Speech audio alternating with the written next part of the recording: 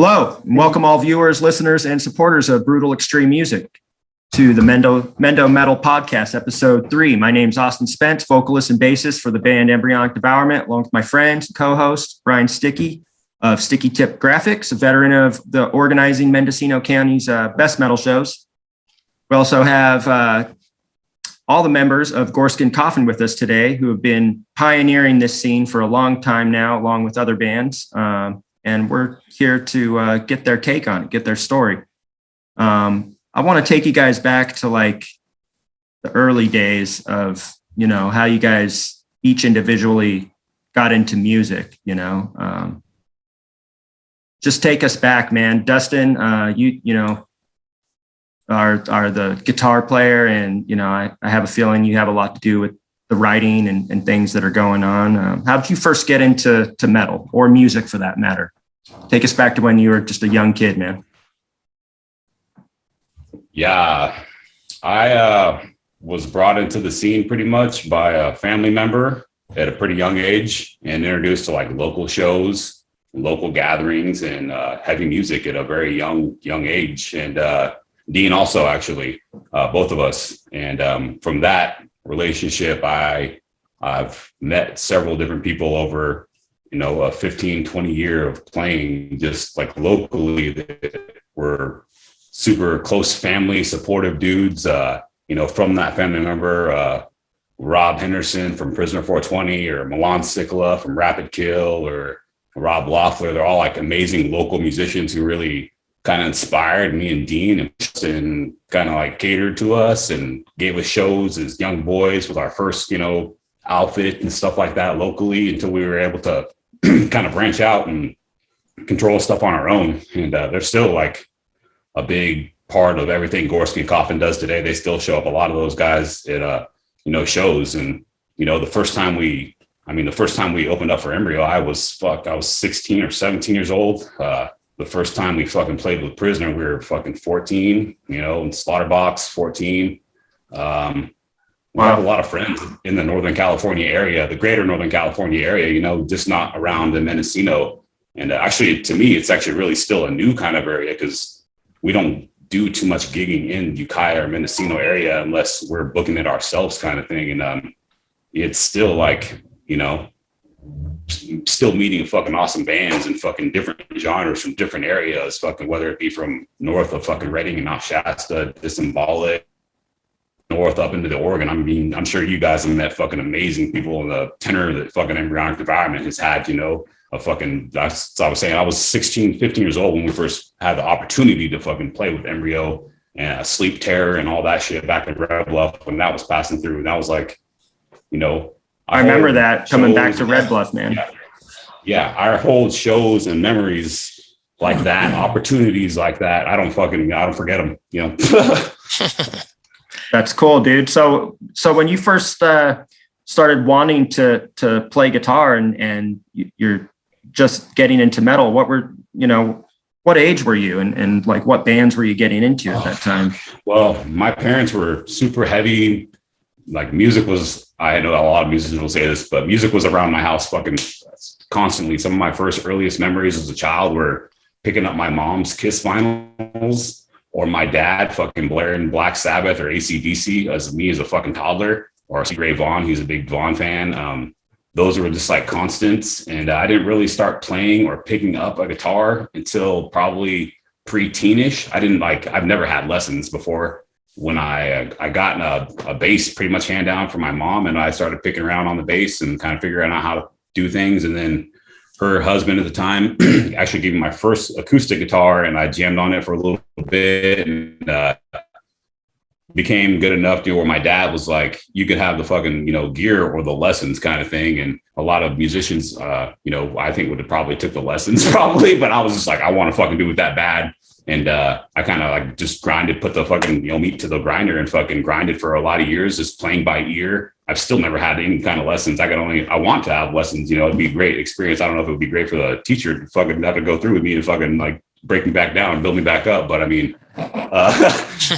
guitar has just been like a constant for us. I think even if we weren't doing GORESKIN COFFIN, me and Dean would probably still get together just to jam because like it's just an outlet. It's a fucking outlet. Just like you and Luke probably have that connection to just fucking get together. It's like it's a regular routine thing. It kind of just fucking happens like between us. But yeah, I got my first acoustic probably around 12, 10, and then got my first real guitar probably like preteen, 15, 16, and I've been pretty much just going on ever since. I think one of the guys I mentioned earlier, Rob Henderson, he was a fucking huge influence on me, huge influence because we played with a band called Prisoner 420. I don't know if you guys ever heard that band from Northern California.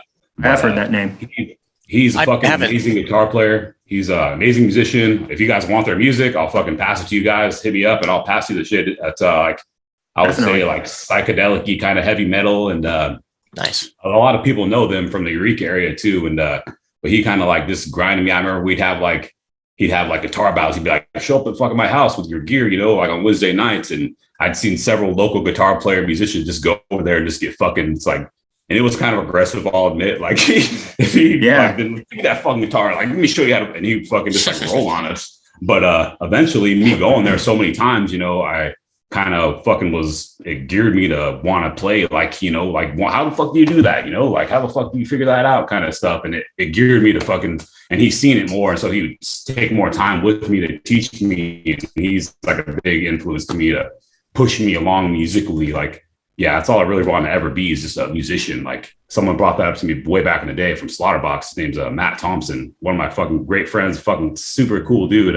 He was like, all I really want to be known as is a musician. I don't want to be fucking anything else is like by the wayside, but that's like, and that held heavy with me. There's a lot of like heavy quotes from people like in the scene. Like you've told me fucking Austin before too. You probably don't remember. He's like, just hone your skills and like do what you do. Don't fucking worry about what's going on. And like quotes like that from people like you or Matt, they kind of stick heavy in my fucking mind. Hell yeah, man. That's cool to hear that story, dude. You've obviously been doing this, since you're just a young guy, and I'm definitely going to listen to that band Prisoner 420 now. That's cool. Yeah. Yeah, man. I definitely would pass it along. Definitely. I'm heavily recommending. He's actually now in a fucking black metal outfit called Zatar Burnsome. That's really fucking sick as fuck too. Well, look who fucking decided to pop in. Our drummer's here. Hey, nice. Right on. All right. We got Dean guys. What's up, man? Good to see you, brother. Yeah, we were just talking about. Good to see you too, Dean. We were just talking about Dustin, first getting into metal and stuff, and just to continue that story onward. Did you and Dean know each other during that time, Dustin? Yeah, actually, me and Dean fucking grew up together, fucking as children, as we first met when we were in diapers, and my uncle was together with his mother for over a decade years. And we were just like, he was always at my family events kind of thing. And we were always just geared towards the same shit. And we, around that time when we got to high school area, like we were both very heavily into fucking the new metal kind of like, cause that was what was going on at that time. The new metal was huge. Like it was a big market for metal at the time. Like, if I'm a nerd like that, I look at the different genres that are like, oh, this time period was very popular, like whether it be 80s thrash but the 2000s era for us, it was like the new metal shit was just like, that was what was conquering fucking, radio or like festivals and stuff like that. And we were so into all those like fucking Slipknot, Korn, fucking all those heavy bands that a lot of people fucking hate. But I mean, System of a Down, those were like really huge fucking inspirations for us. And I think we formed our first band when we were freshmen. It was called Sick in the Head. And a lot of our stuff was pretty much donated to, whether it was Dean's kit was given to him at the time. And we're just like lucky enough to be able to have good friends in the scene. Like I was saying, Rob, who would give us opportunities to play shows with us. And it was just fortunate enough to give us, opportunities to further ourselves, to meet new people in the scene, meet you guys, and grow down into this area. And Mendocino has such a very fucking rich music. Like the scene in Mendocino is like any other scene. Like the bands in Red Bluff, you're fucking, they are there, but I mean, they're just like a different scene. It's very much more like closed. It's not as open as fluid as Mendocino. You'll see different genre musicians go to different shows, like You'll see the punk guys going to the fucking death shows. You'll see the death metal guys going to some of the punk shows or thrash shows, and like that. It's not really much like that there. It was actually that's what I appreciate about Mendocino County. And I've had this conversation a number of times is, like the music here is so diverse that the end result is that you end up with these shows that are eclectic, and everybody's sort of intermingling in different bands and different genres, because at the end of the day, we don't have a choice because the music here is so diverse. That's just how it works, Yeah, I think the area in general, the people, there's so many different like diverse people and mindsets in Mendocino. That's why I fucking really moved here, because I love the area, the mindset in the Northern California area. It's very fucking closed-minded, it's very narrow-minded, and it is what it is. I mean, there's a lot of other areas that have, very elitist mentalities towards music, very cliquey, very like, that's why I feel like it's the cliquey. Yeah. But here there's a lot more open-mindedness. Yeah. And so like, a band like yours that is so unique, this is literally where you guys should be, because you guys are unique. And this to me is like totally the outlet, for what you guys do. And, just as a promoter and somebody that listens to music here in Mendocino County, I appreciate you guys for what you guys do and what you guys bring. Absolutely. Awesome. I appreciate hearing that. Yeah, man. Yeah. Well, we've listened. So we know that you and Dean have known each other since the dawn of time, since since being kids. I mean, how did everybody else gravitate into this band that is GORESKIN COFFIN? How did we have this group of people here? Well, Dino. It started when I moved here in 2005.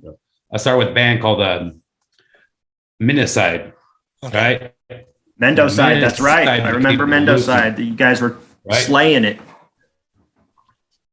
With me, Robert, or with Robert, May, and then Cody Winter. Yep. No S, you asshole. Lord Winters. And we did that band for a couple of years. I had my baby, got married, and then 2010 picked up Cody on vocals, Justice was on bass at the time, and first EP, did really successful with that. It started 2005 when I moved here. Dean. Me and Justice played in a band called Boreum. I was going to say, I remember that. On vacations to visit with Dean, and I got to see this venue that it was downtown uptown called The Mix. I don't know if you guys ever remember that one. It was there were a couple shows there. Fucking building out there. It was a great place. I don't know why they shut it down. It was an awesome venue. I fucking loved it. And just visiting, I was like, this is pretty fucking sick. But anyway, I got to see Boreum fucking, they're elite fucking, they blew me. Well, he had told me already he was drumming for a different band. And me and my friend Randy had made the trip up to just visit him and see this fucking Boreum fucking in there fucking. And it was just such an amazing fucking show. Like there's those local shows where you see him and Luke Kelly, he's fucking such an amazing musician. I don't know if you guys know Luke, but that guy's amazing. We got to get him on here. He's cool. Antarctica that night, and then fucking Boreum, and it was just such a great show. And I think Abor was maybe even there. Hunter and those guys were just fucking kids, they were just fucking kids. I was gonna say we met. I met Dean because I was in high school and I was in a jewelry class. And I was wearing an Opeth shirt, and there was another member of Boreum that saw my shirt and was like, oh, hey, I hella like that band. We should play some music. And I ended up going over there, and that's how I met. So that's how, Boreum started was, I was a sophomore in high school when I met them. And then we were posting instrumental tracks to MySpace. And we posted that we were looking for a drummer and a vocalist. And Fosnot hit us up. Just some random dude on the internet was like, hey man, I live in Mendocino County. Like we should, I know a sick ass drummer. I want to do vocals, and this drummer can do the drums. And so I met Dean through, I think, I was a sophomore in high school, and we did Boreum for a couple of years. I met Dustin when he came up for that show in I think 2008 or 2009. Yeah. It was and funny. then, you were guys are fucking high school kids. Yeah. Wow. Yeah. Well, and I remember I'm bigger than both Luke and Andrew, the other member of Boreum.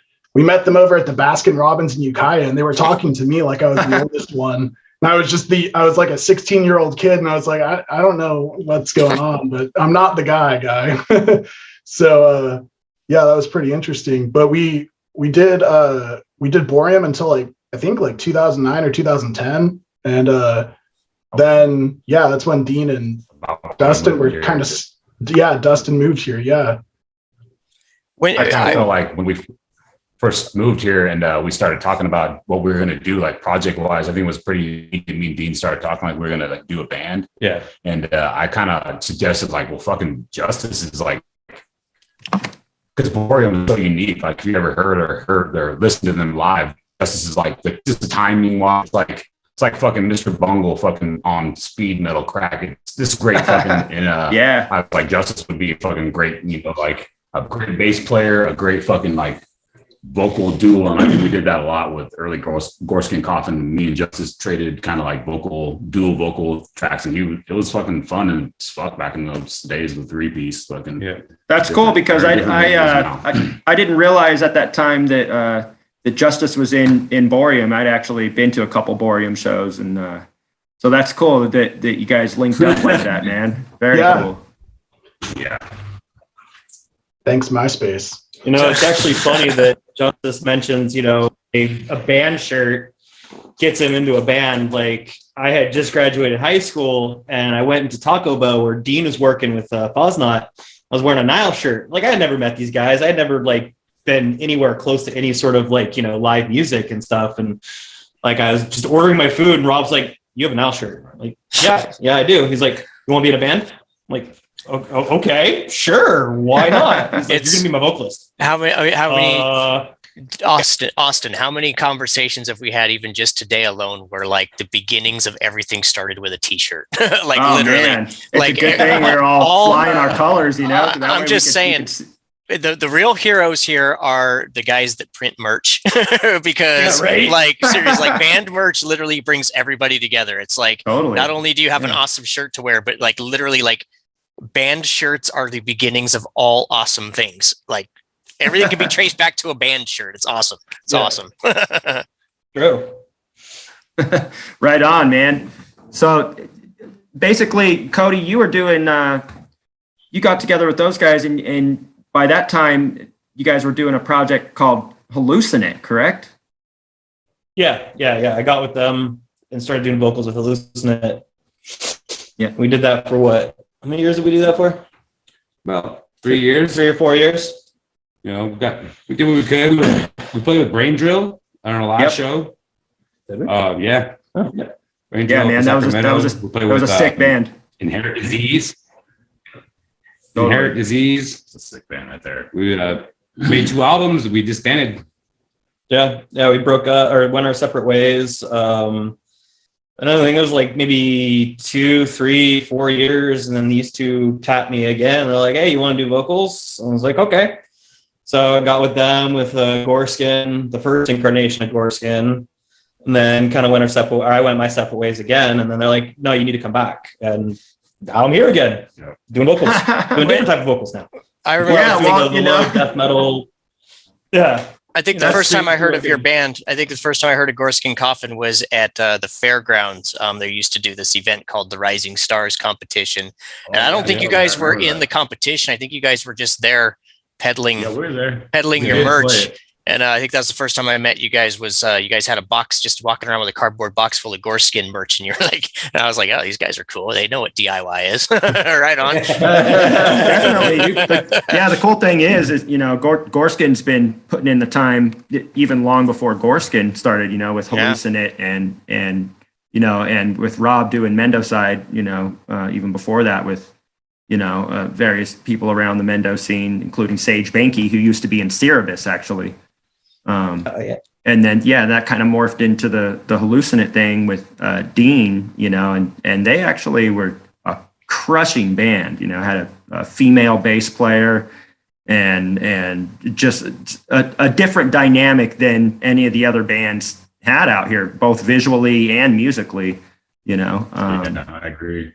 So that was a really cool era, man. You guys definitely put in your, the hard dues on that, and I just want everybody to, listening to this to realize is that, the Goreskin boys have been at this a really long time, really killer band, and they, definitely deserve any attention they get. So, got to check these guys out, if it's your first time tuning in. Great fucking band. Thank you. Yeah. So Edgar, We appreciate it, man. I think you're the newest. You're the newest member of Goreskin as far as like in the history of Goreskin. How did you come about being here amongst? Originally, I remember doing a show with these guys, or maybe even just watching a show they were involved with back in the Iron Assault days. At the time, I was really heavy into thrash and shit, like it was punk kind of stuff, just having fun. But when I first heard the music, it made me sick to my fucking stomach. Just Yes! uncomfortable I felt. Like I never knew there was a style of music so intense. Just so And then heavy. here we are, just years later. And that's the thing too, when you see it right in front of your face like that. Mhm. Totally, man. That's cool. It's almost actually, it's almost frightening. It's almost frightening. Like I remember when you guys played at Redwood Metal Fest a couple years ago. I don't know if you guys were the opening band or if you guys were really early in the lineup. And there wasn't a whole lot of people that were there just yet. But when you guys started playing, like literally everybody dropped everything and either had looks of horror on their face or they were completely like just like enthralled with what you were doing. But there was no gray area. There was no middle road. It was either completely disgusted and appalled and running for their lives, or they were into it. Give me more. So yeah, it was awesome. Yeah, I've always had a great experience watching you guys, man. I mean, it's just, a great live performance. That's why I was telling you, Dustin, I was like, man, we'll open for you guys anytime, man, because, it's like, watching you guys play is just, it's insane, man. You guys have a crushing power.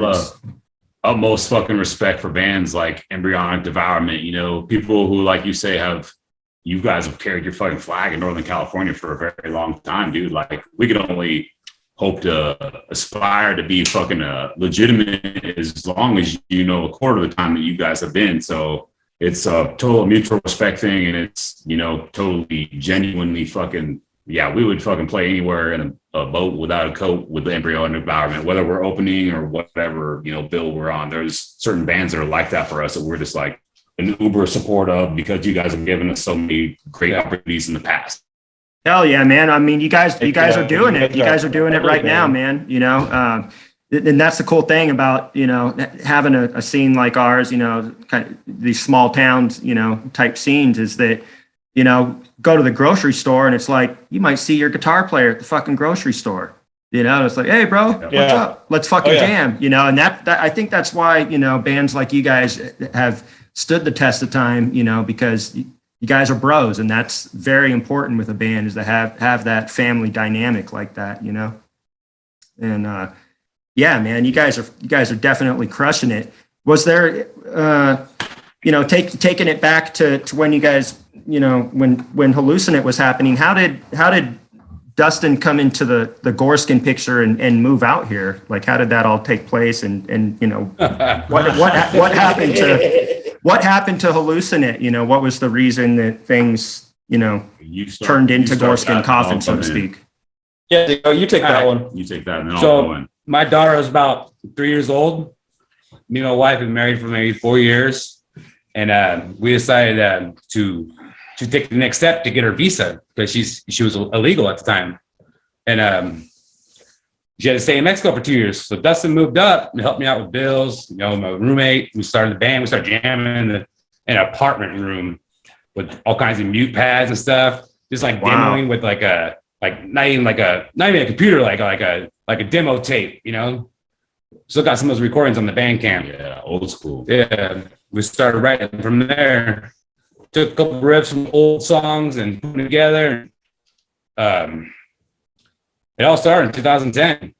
And he moved up, and then I was in a project with one of my friends called KGK. It was called Killing God Kings, and it was primarily just me and my friend Randy Hoover, who had been in several.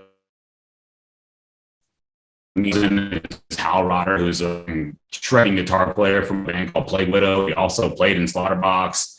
Their family's super thick in the fucking music too. Like they're super family friends. He's actually sitting right here. His family's in my house right now as we speak.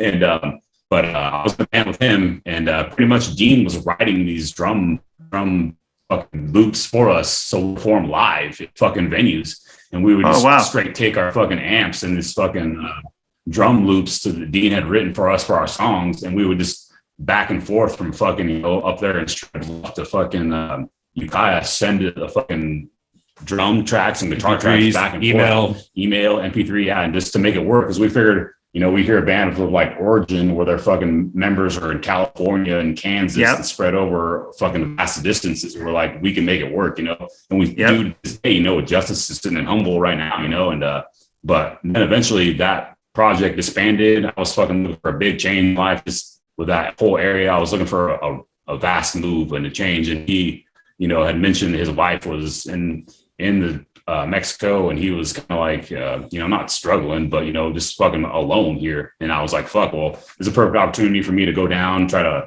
get a job, get my fucking feet on the ground, and like start a new fucking life. And that was what when I came to Ukiah, and Mendocino was the first dude, was just getting my fucking feet back on the ground and get a solid job and a fucking roof over my head. And eventually it became like, oh, we gotta, do some fucking music shit going on, because it's such a rich fucking community music, and it's such like, there's so many badass bands at the time, like you were saying, from side hallucinating, Spirit, there was fucking, what else was there? Well, Austin moment of inspiration huge. When I came back here in 2004, among the and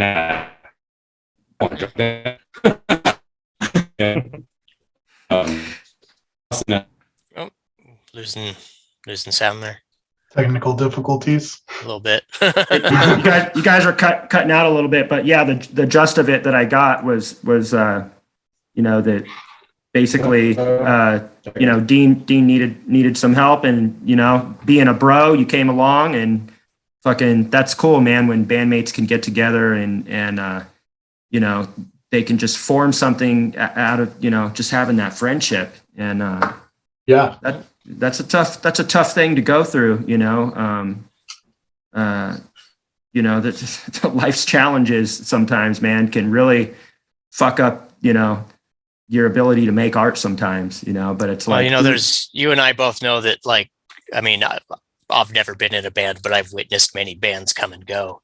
And, there's a lot of bands that, it's not that it's a bad thing, but families and so on and so forth, and people sort of investing themselves in their families and other things sometimes become more important than the music. And a lot of bands go by the wayside because of that. I mean, we were talking about this, I think the last time we were having a conversation, that, 10 years ago, we had 15 active bands, metal bands, around Mendocino County. And we don't really have very many anymore, because a lot of people have grown up. A lot of people have gotten married. A lot of people have had kids and gone different directions. So there's a lot of music that isn't happening in Mendocino County because of that. Not that that's a bad thing, but it's a predominant reason why, so to see that, these guys have, had each other's back through that. And here they still are with families, being married, having children, adversities, and making it to this point where they're here still making music. Like, that's awesome, man. That's awesome to be able to balance all of that and still be here making music. I appreciate that from you guys. You mentioned that. Yeah, I've been through some challenging situations myself, financially, especially, after I went through a divorce after being married for 20 years, so, I mean, try to, maintain your sanity after that. It's very tough. Yeah. But, I've definitely dealt with my challenges, along the way too, man. And hey, sometimes when you go into those fucking dark places, that's where the best fucking material is makes written, for good music, don't it? Well, yeah. And the music, music is just like such a huge outlet for any musician. So it's like the fact that, we're going through these adversities, it kind of brings us all together. It's like a group and keeps us connected, like through everything. It's like, especially when we've all been playing together for so long, it's like all of those ties are deep. Those bonds are fucking strong. So it's therapeutic, so yeah, it's hard. I can't really imagine not playing music in some form with these guys. Do you think that in some way, are the challenges, the things that you guys have faced, the things that you've been through, does that influence the sound of your music? Does that culminate in, obviously Goreskin has a very unique sound. Yeah, this last album cycle, there was a lot of changes. Like, Randy was playing guitar for us, and we parted ways, and I had been playing bass. And I'm a guitar player. I've been playing guitar since I was 12. I've always just been the guy who's like, "Oh, we already have guitar players. Do you want to play bass?" And it's like, well, yeah, fuck, I guess I'll play guitar on bass. So when Randy left, I kind of slipped myself in. I was like, we had 2 guitar players. I kind of like to play guitar, and I had some material I'd written and showed them. And so we made the switch and grabbed Edgar on bass at that point in the end of 2018 or 2019. And this is, the struggle, not that it was a struggle, but it was just introducing a new factor of this was the first album this cycle that we all were writing music actively. And so introducing that change it was an impetus for growth, and with growth comes the struggle. You have to push through the struggle to grow. And so, yeah, I think that we've greatly benefited from it, though, going through that and pushing through all these, we've made so many changes with this album cycle, with our performances, with how we're writing, what we're doing, that it's been one of the best things. So even though there's all this, at times we're just fucking, button heads sometimes, but at the end of the day, we're all just so connected and so motivated to keep this going that we're just trying to turn that shit into gold. That's cool. Yeah. You guys are doing it, man. The new stuff you guys have been putting out is just, it's insane, man. You guys have always put out good stuff, When people ask me, go ahead. I'm sorry. I interrupted. I was just going to ask how many releases or demos or leading up to what you guys have now. I guess just go through, what you guys have put out so far, just locally, and, to people that are paying attention and stuff. I think in 2011 we did our initial debut album. It was called Corpse-Filled Caskets, and it was just us 3-piece. It was me, Justice, and Dean. Yeah, I wasn't there for that one.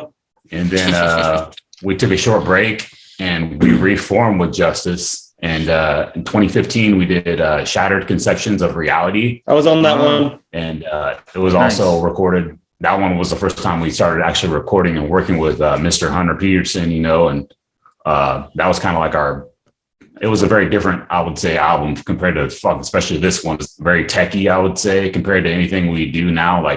We're trying to, I think, a little bit take a step away from the techier stuff and just rely on the fucking heavy and brutalness that we know is but Shattered Conceptions of Reality 2015. And then we did one with Randy in, I believe, 2016 or 17. It was called, it was a short EP. It was, I think, with just 3 songs. It was called Curse Pass EP. And that one was also with Hunter. And this past time with Hunter was working with him. He's such a funny guy to work with. And yeah, he's just a crack up. I do have a question. Listening to you name off your albums and the works that you've done, it's like I was saying, is you guys have a very obvious sound. It's very unique to Goreskin Coffin. I guess my question is this something when you guys sit down to write and you guys start writing, and do you aim to be that brutal, or is it just what happens when you sit down to write? Is this your intention is to be that brutal? Because if you're definitely achieving it, but what's the what motivates that kind of brutality in your music? I think for me personally, writing wise, I don't listen to a lot of heavy metal or death metal or grind shit at home. There are still bands I really do pay attention to when they put out their new albums and shit. If it's New Malignancy or New Cattle or new bands putting out those albums. But overall, I don't really listen to fucking metal. I go home and I put on 80s pop music or fucking 90s gangster rap and shit. We all do. We all do. But I do all the time. When we're writing, I don't know. I think a lot of the album titles.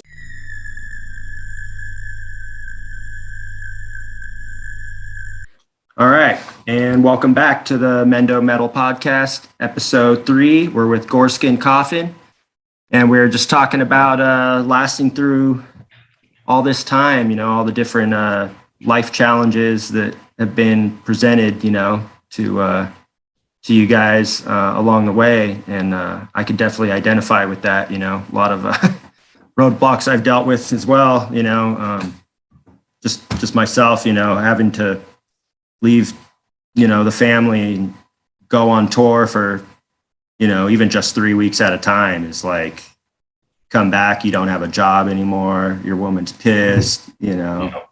We're pretty fortunate to have a little bit of support. Yeah, it's fucking, I can only imagine it's gotta be fucking tough, you know, to have a fucking life and hustle like that and have to fucking hustle. We respect that fucking in a lot of different bands and musicians. So yeah, we appreciate the fucking home support. We're pretty lucky to have fucking a lot of support around us. I feel like my family's like supports me to where like I'll bring my son to the shows and shit. So yeah, I fucking acknowledge the fucking grind that fucking musicians like you fucking guys do, you know, have to fucking leave home and work, especially these days where it's fucking hard enough for fucking working families, you know, to fucking make ends meet, you know, especially death metal musicians, you know. So yeah, man. The last tour we did with Internal Bleeding, you know, that was like really, really tough to do. And during that time, it was just me and Luke, and we just said, fuck it, we're leaving home as a 2-piece and we'll play this whole entire Internal Bleeding tour, just 2 people.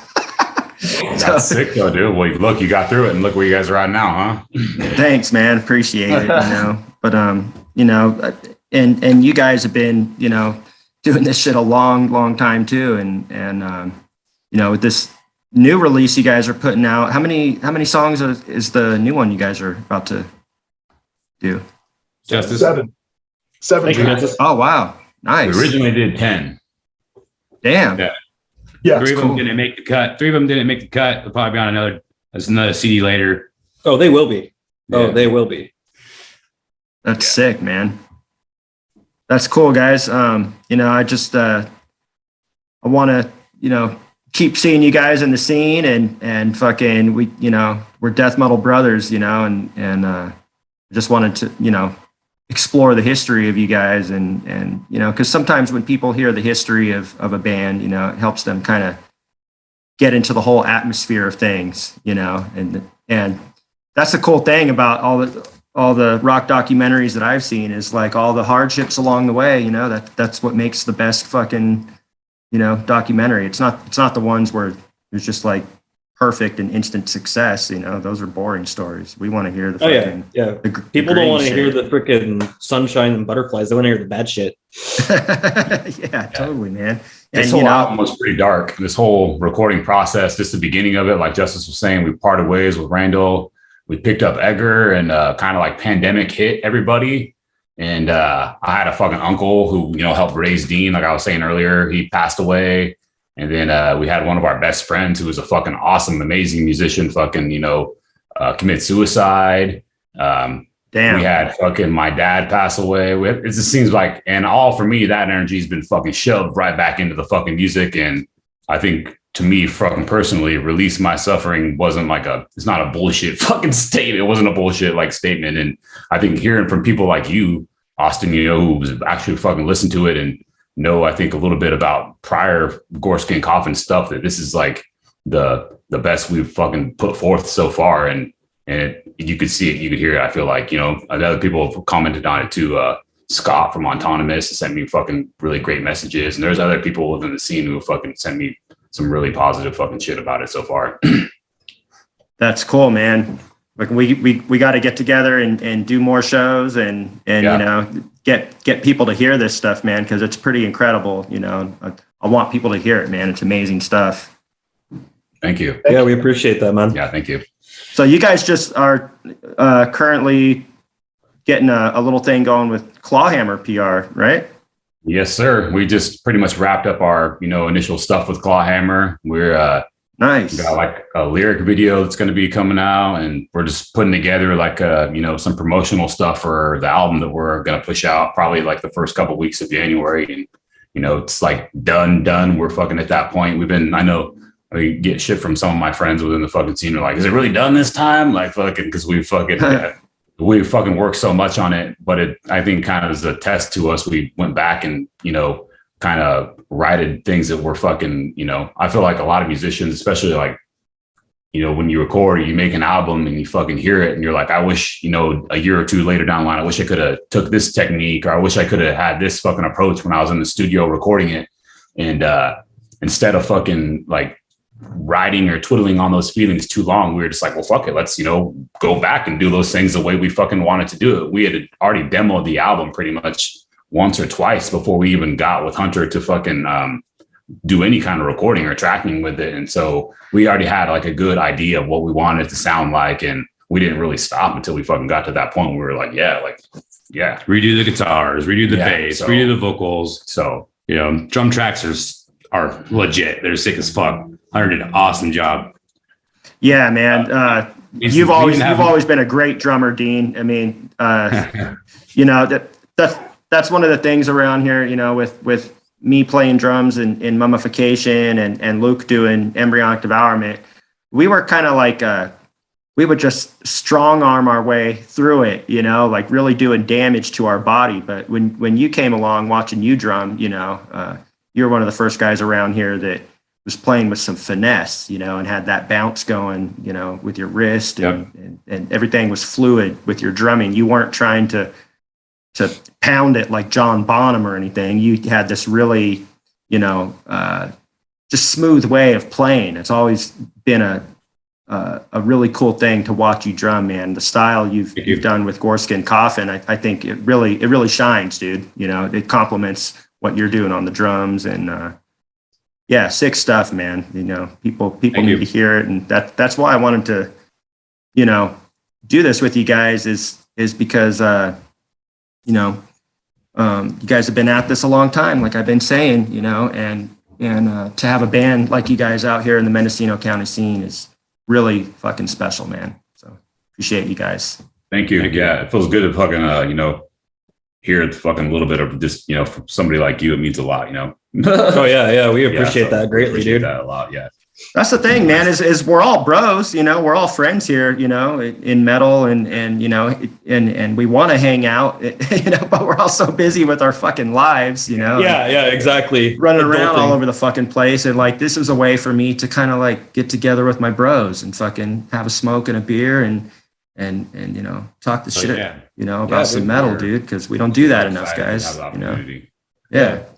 And, I love you guys, and I think that the bands out here don't at least for me, we're all so busy, that we're not congratulating each other enough. For sure, man. I agree. Yeah, for sure. Only at shows, hanging out at shows, and that's it. Yeah, see your bro like maybe 3 times a year. Nah.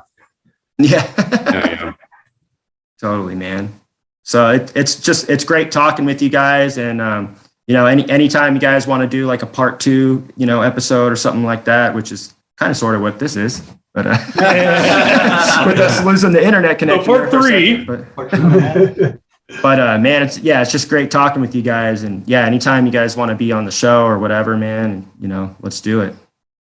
Hell yeah, dude! Awesome. We appreciate the fucking opportunity, Austin. Fucking to shed some light on a genre and a band like ours. It's like, you guys already it's a little bit different, and so we appreciate the fucking opportunity to speak it. Like you said, sometimes when you hear a band, you don't really get into them as much until you scratch the surface and you learn a little bit more about them locally. Or, like Edgar said, like getting to know us a little bit more and getting to in the fucking, the knit of the fucking material. Gives people a better grasp of fucking our music and who we are and fucking what we're trying to represent. Fucking. So thank you for the opportunity. Yeah, definitely. Is there a spot people can like check out your guys' music, or which websites do you guys recommend to hear you guys? Well, our full discography is on Bandcamp, so goreskincoffin.bandcamp.com. We're also all of our music's everywhere else too, like Spotify, Apple Music. Oh wow, nice. Yeah. That's killer, man. That's an accomplishment getting on all that stuff, man. That's the process you got to go through. DistroKid, man. DistroKid's awesome. Wow, that's cool. Good tip, guys. Hell yeah. Yeah. That's the real reason we keep Justice around. That's cool, man. Hey, somebody has to handle the logistics of things, you know? Exactly. Yep. Right on, guys. Well, I love you all. And thanks for doing this episode with me, and, you know, hopefully more to come and stuff. And yeah, that wraps up Mendo Metal Podcast episode 3. All right, brother.